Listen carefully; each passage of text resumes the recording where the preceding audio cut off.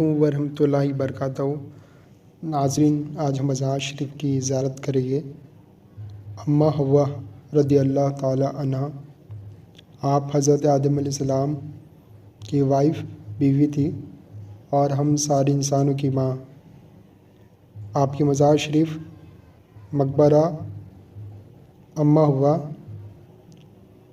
الماریہ، Jeddah, سعودی عربیہ میں۔ چلیے زیارت سٹارٹ کرتے ہیں۔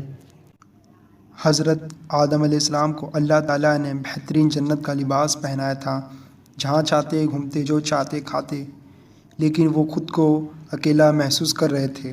ایک دن وہ سو رہے تھے تو اللہ تعالیٰ نے ان کی لیفٹ پسلی، الٹے سائڈ کی پسلی سے یعنی ریڑھ سے اماں حوا رضی اللہ تعالی عنہ کو پیدا کیا، جو کہ بہت زیادہ خوبصورت تھی۔ جب وہ سو کر اٹھے تو انہوں نے دیکھا تو پوچھا، تم کون ہو؟ انہوں نے کہا کہ اللہ نے مجھے آپ کے لیے پیدا کیا ہے تاکہ آپ مجھ سے سکون حاصل کر سکے۔ وہ دونوں خوشی سے جنت میں رہ رہے تھے۔ اللہ نے کہا، جہاں جانا ہے جاؤ، جو کھانا ہے کھاؤ، بس ایک درخت کا پھل کھانے کے لیے منع کیا گیا ہے، اگر کھا لوگے تو ظالموں میں سے ہو جاؤ گے۔ ابلیس تم اور تمہاری بیوی کا دشمن ہے، کہیں ایسا نہ ہو کہ وہ تمہیں جنت سے نکلوا دے اور تم مصیبت میں پڑ جاؤ۔ ایک دن دونوں اس کے وسوسے میں آ گئے، وہ پھل توڑ کر کھا لیا۔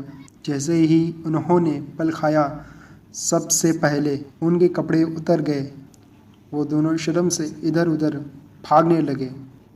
جنت کے پیڑوں کے پتے خود پر چپکانے لگے۔ انہیں احساس ہو گیا تھا کہ ہم سے اللہ کی نافرمانی ہوئی ہے۔ اللہ تعالیٰ نے آواز دی، کیا میں نے تمہیں منع نہیں کیا تھا؟ کیا نہیں بتایا تھا کہ شیطان تمہارا کھلا دشمن ہے؟ آدم علیہ السلام بہت زیادہ شرمندہ ہوئے۔ اللہ تعالیٰ نے انہیں جنت سے اتر جانے کا حکم دیا اور کہا، تم ایک دوسرے کے دشمن ہوگے، انسان اور شیطان۔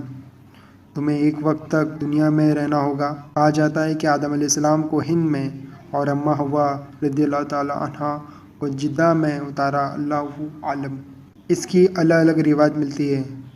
وہ بہت شرمندہ تھے تو اللہ نے انہیں کچھ کلمات سکھائے، جس کو انہوں نے جب پڑھا تو اللہ نے انہیں معاف کیا اور عرفات کے میدان میں ملے۔ پھر دنیا شروع ہوئی۔ اماں حوا رضی اللہ تعالیٰ نے 20 ولادت میں ہر بار جڑواں بچے پیدا ہوتے، ایک لڑکا ایک لڑکی جو ایک ساتھ پیدا ہوتے تھے، ان کی شادی نہیں ہو سکتی تھی۔ جو الگ الگ پیدا ہوتے، ان کی شادی آپس میں ہوتی۔